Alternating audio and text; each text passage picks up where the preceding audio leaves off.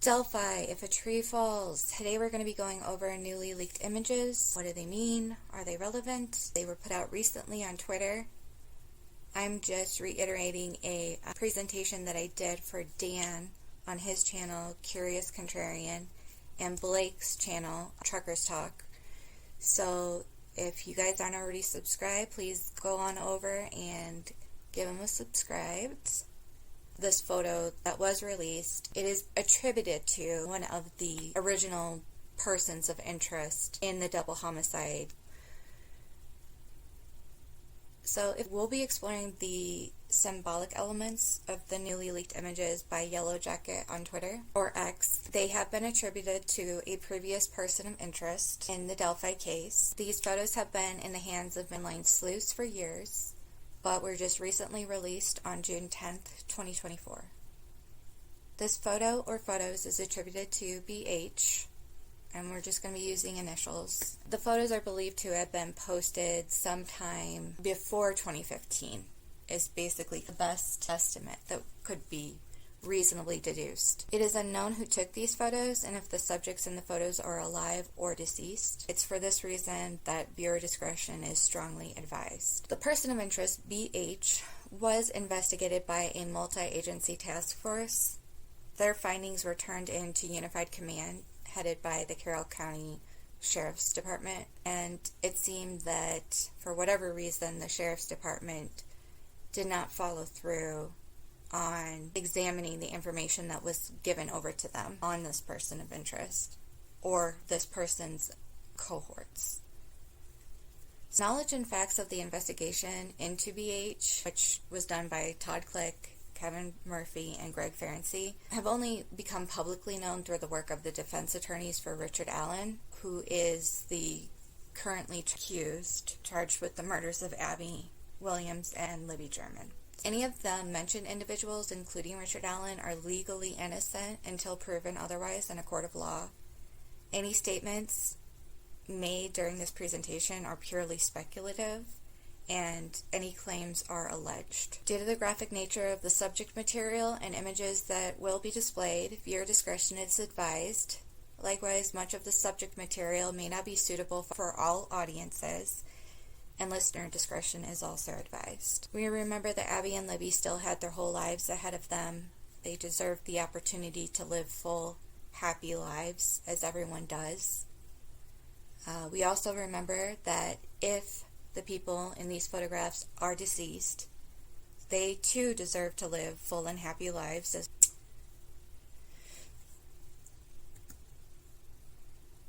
This is an alleged photograph of what was posted on BH's Facebook page with the subcaption, "The tree falls in the woods, ...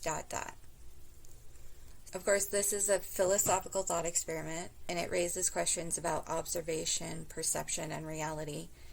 If a tree falls in the forest and no one is around to hear it, does it make a sound? So there's different ways to interpret it. I just wanted to present some more of the basic ones, like in philosophical idealism, if objects only exist as perceptions in our minds, then that which cannot be perceived does not exist. Philosophical realism ascertains that objects, events, acts can and do exist outside of our perception. Epistemologically, when we pose this question, can something unobserved exist in the same way as something observed? The nature of existence. Scientifically, of course, if trees fall in the forest, they do make a sound, because sound is just what happens when the air reverberates, the sound waves, the tree crashes into other objects in the ground. Again, we're not quite sure when this was posted to Facebook, and we are making the assumption that this comes from BH's Facebook page. It was likely posted before the murders of Abby and Libby, and if this is an image of a double homicide perpetrated potentially by the photographer, because we're having to assume that as well, and then likewise if this photographer is the Facebook poster of this photo, this suggests an individual who would be pushing the envelope because they are risking being found out. This is somebody that would be okay with pushing the proverbial envelope or would be challenging someone to look into it. This would be dangerous if the perpetrator did not want to be caught, but maybe this perpetrator, if in fact this is an actual crime scene photo, it's possible that they feel overly confident and perhaps they have reasons to justify why they could explain this away, so perhaps they aren't worried about being caught. This is an enlarged photo. Now, there were 2 different photos that came out to the public. As we see in this one is a little more saturated in color. There's also what appears to be some more objects in the background over here, and it does appear that it is something that would allow you to add text. So this is possibly a photo or a screenshot of the actual digital posting. This was from somebody else's computer, so please ignore that, but this here may have been part of the screenshot or the screen grab by whoever took this picture of a picture, basically. So this looks like it was posted more into an album of some sort, or maybe some sort of evidentiary booklet, because of the way that it could be from a different angle, but there's also evidence of it being printed out on some sort of paper and or in an album in which there is that archival film that protects the photographs when you buy those photo albums. But there is some texture here, there is a shadow here, likely of a person taking a picture of this picture, and then of course some sort of glare or light reflection. So taking that first photograph, the one more saturated in color, this one, and then blowing it up and sharpening the image, I had to be careful. I did not want to over sharpen this image because it could potentially distort too much, but it's not a great quality to begin with. So I wanted to make the form of this person as clear as I could. I also wanted to give us the clearest image of these objects here. So in Dan's chat, we pretty much found that this was likely one of those foldable canvas camping chairs with like fabric armrests, but that have like the metal supports that will fold out. It has that crisscross metal support for those interconnecting feet with enough eyes on it. And I had many people tell me that this was a plastic-like tote that could transport various items. And a lot of people would use it as a cooler, but you could use it to bring anything.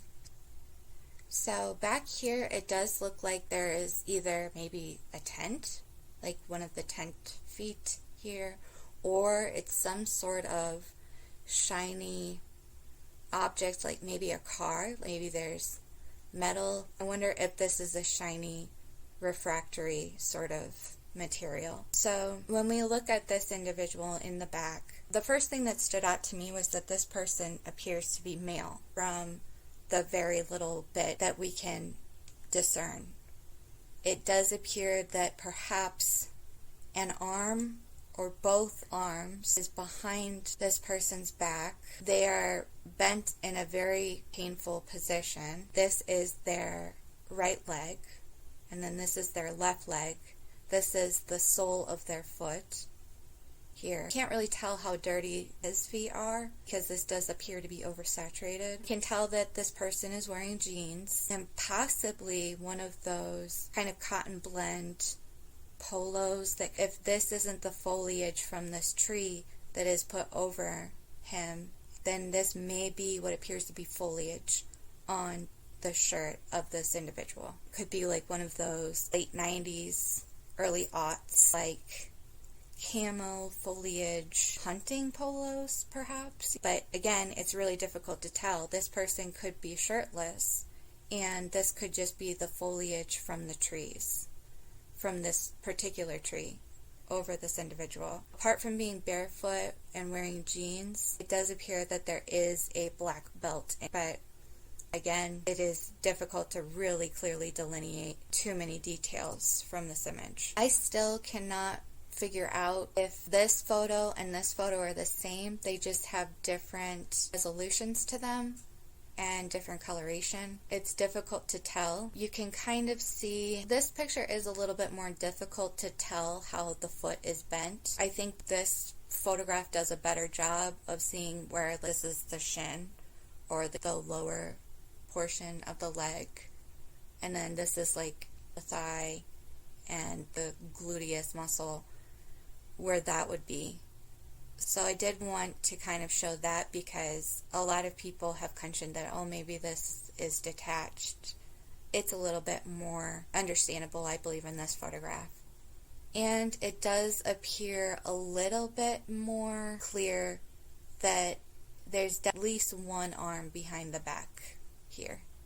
And the head would be somewhere in there and is likely just obscured by the amount of foliage and the pixelation or the poor resolution. And part of the poor resolution with this too is probably the film, if it is in a booklet or an album, and or if it is a shiny material that then, if it was printed out and it was a very shiny ink, it could be that the ink is causing some of this texturization and glare.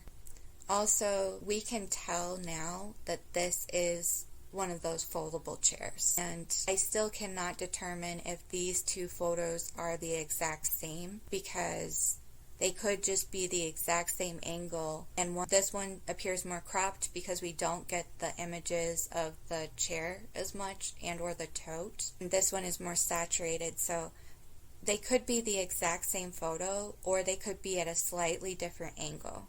And it's too difficult to know. I'm not a professional photographer.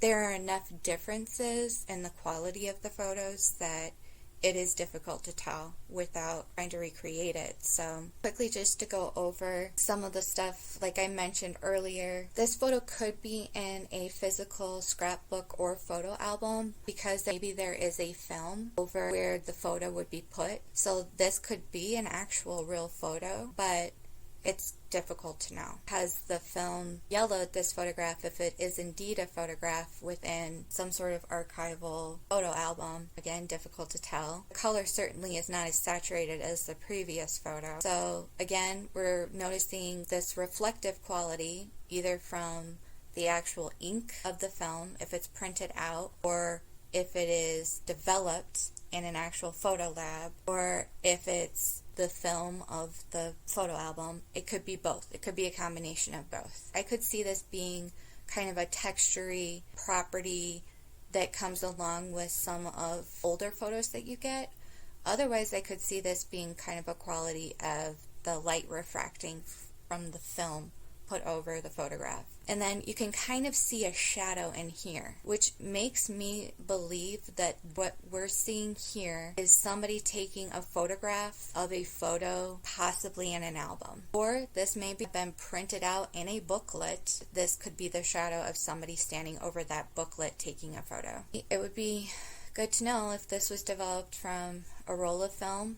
It is rectangular. People in Dan's comments said that this could indicate a Kodiak 100 or 110, and I'm not quite sure what that means. I did not have time to go into it, but the other photo is more square in its appearance, but again, we're getting these images after they've been filtered through internet and multiple sources, and who knows how many times they're getting cropped.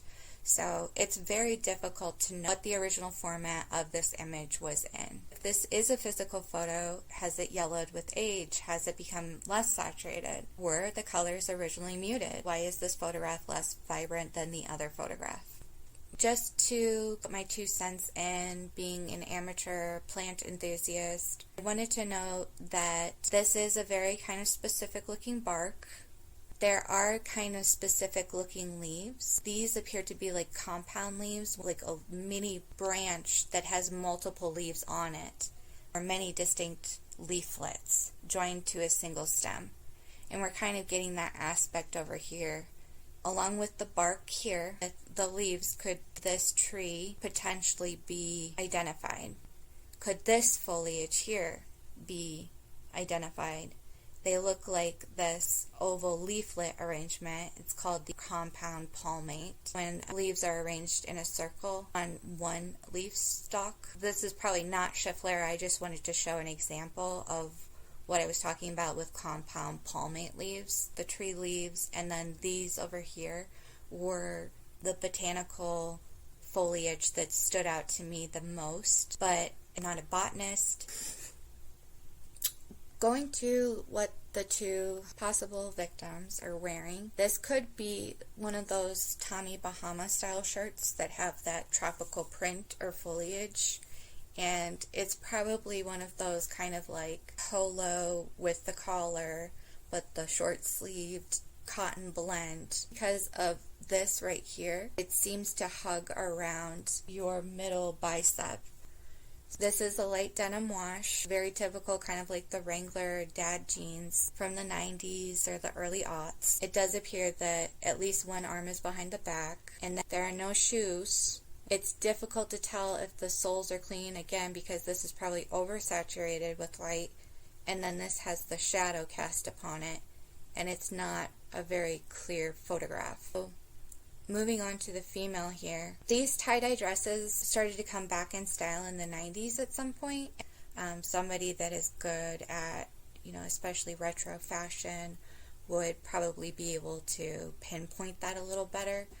But it does appear to be kind of those summer dresses or a beachy dress, like a sarong.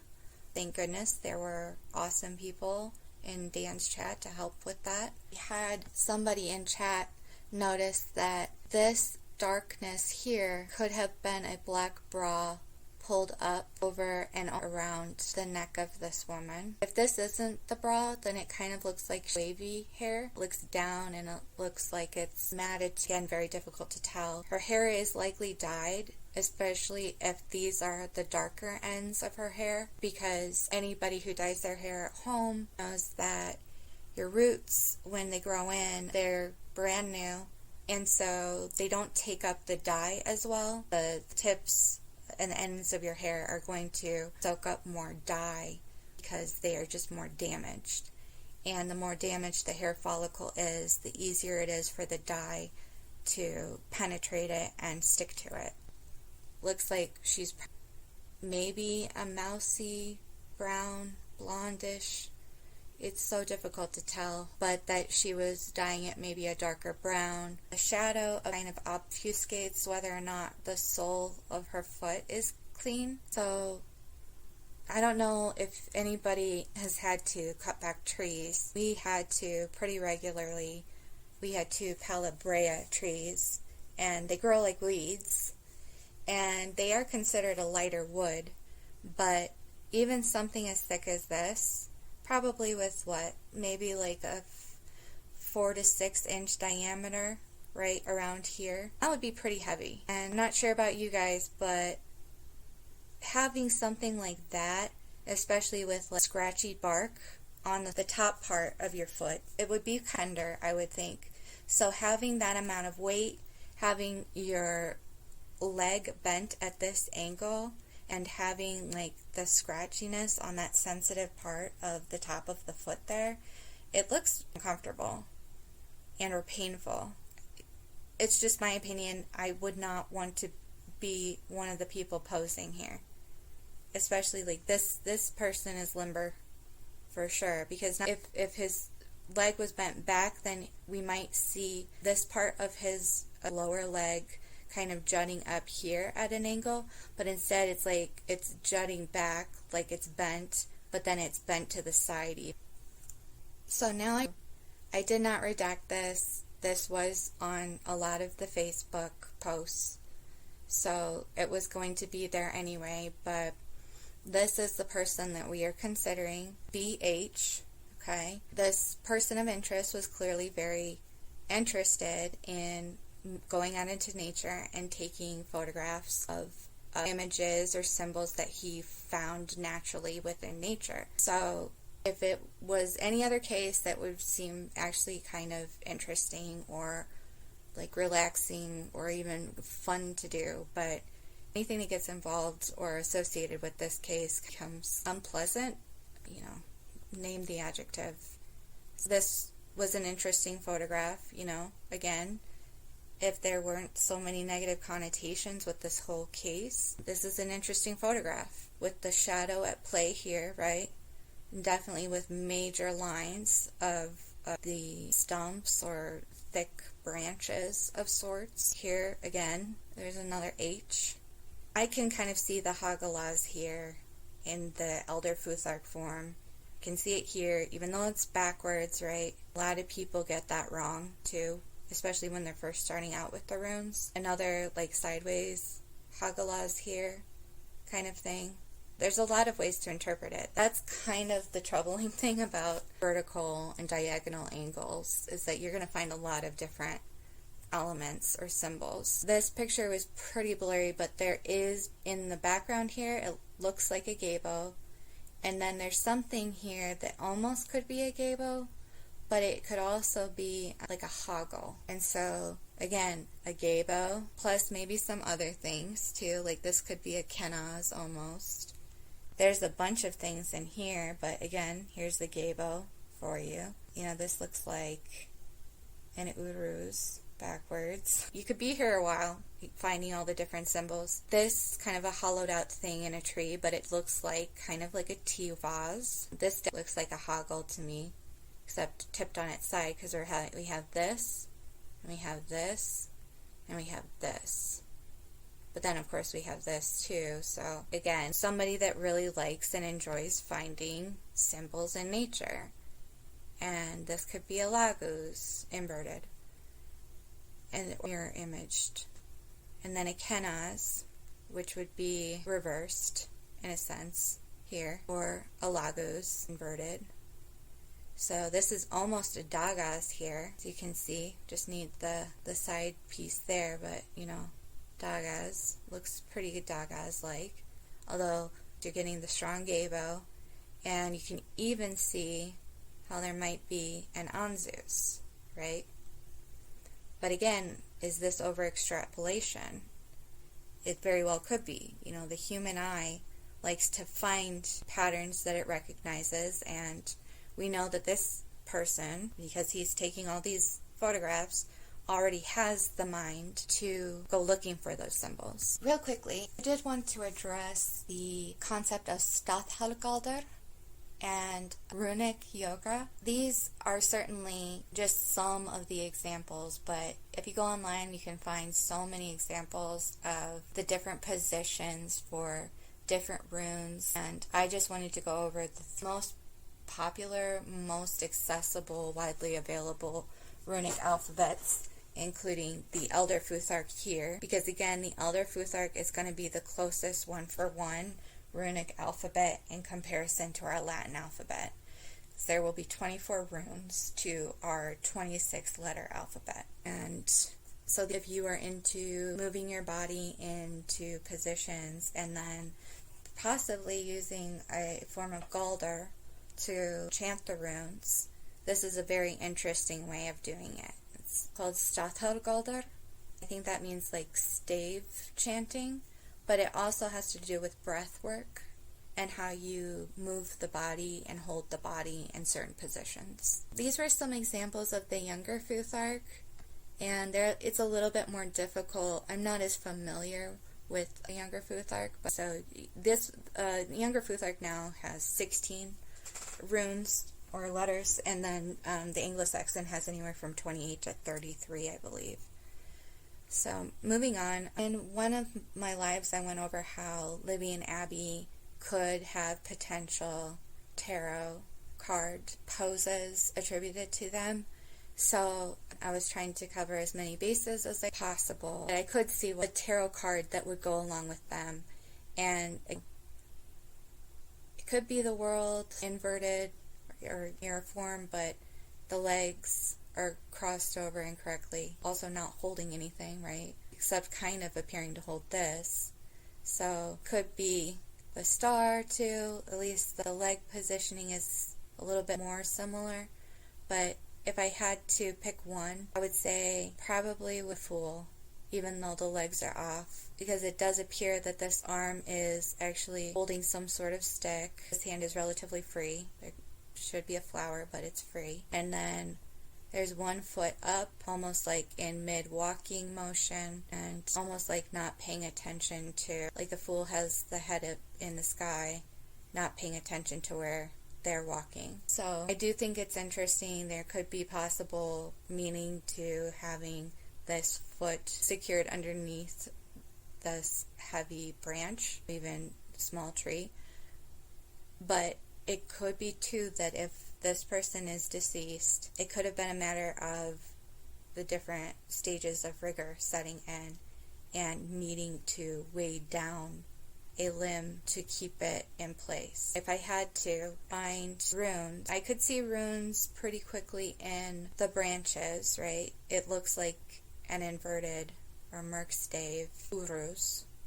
It could be a hagalaz, but if it is a hagalaz, then we have to include her arm in it. And if it is an ing or ingwaz, we would have to include both the position and shape of her leg, or how it is posed, and then in conjunction with where it intersects and, I guess, draws the symbol of ingwaz with the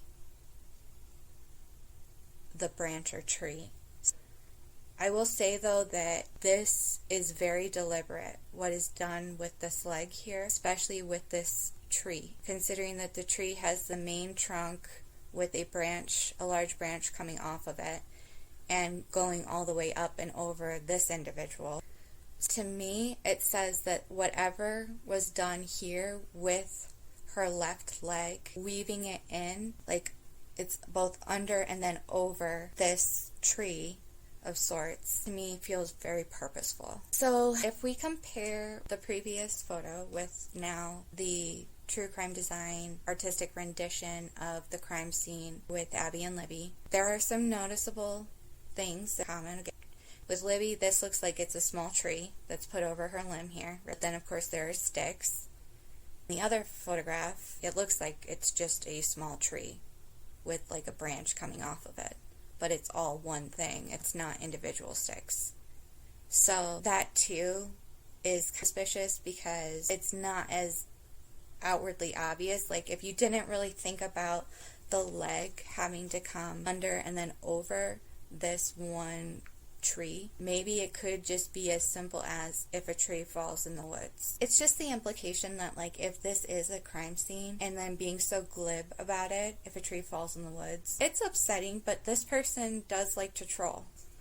It's similar to what we're seeing with Abby and Libby in the true crime design, but it's different in that bodies are very deliberately posed.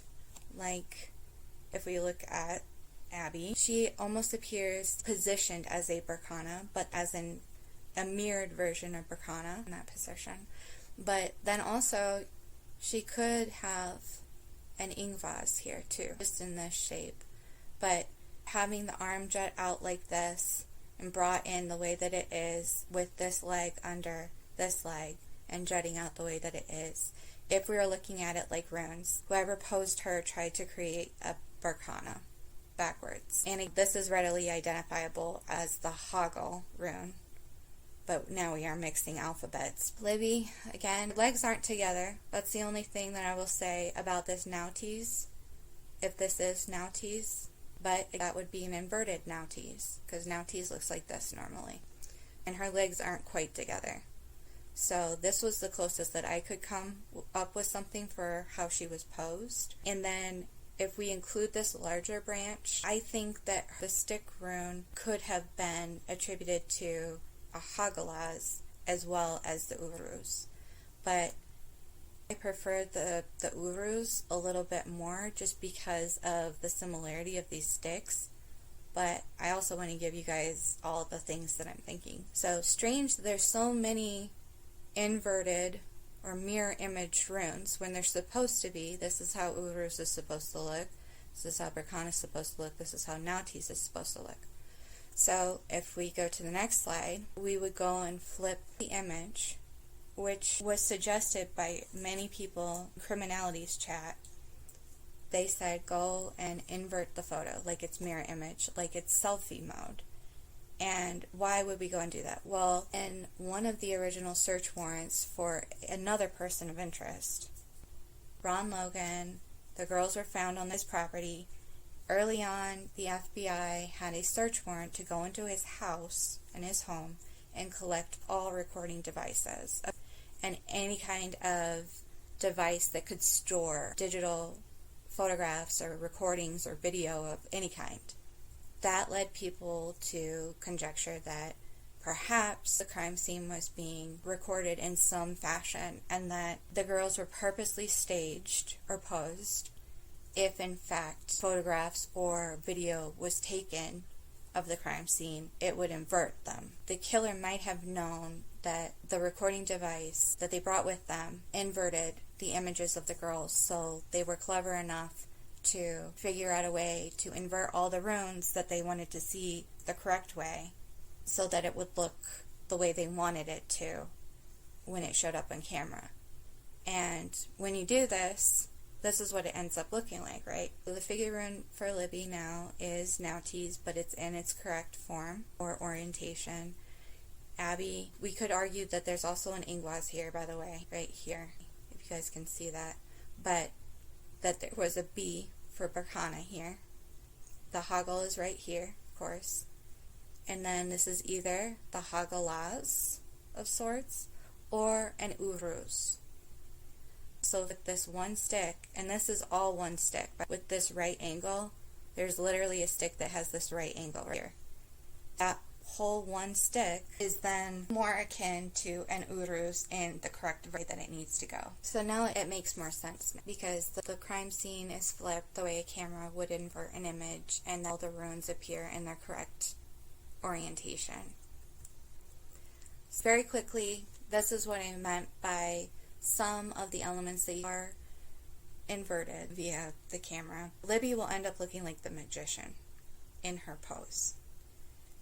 Abby will still be not properly the hanged man, but she will be the reversed version of the hanged man tarot card. So just a brief summary. So Uruz, and all of these except for the Hagel are found in the Elder Futhark. It sounds like the long U in moose. It's often transcribed in English as the letter W, especially if our English word begins with a W, like wolf. The Old Norse word will begin with a U, so Ulf.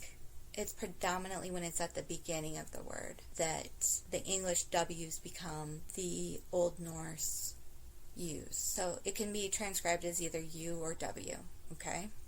So then the Hagel, which is what we find on Abby, and possibly the Hagalaz that we find on Libby as well. The Hagel is the younger Futhark rune for the H, the letter H, and then to the right of the Hagel is the Hagalaz, this guy right here, and that is from the Elder Futhark for the runic letter H.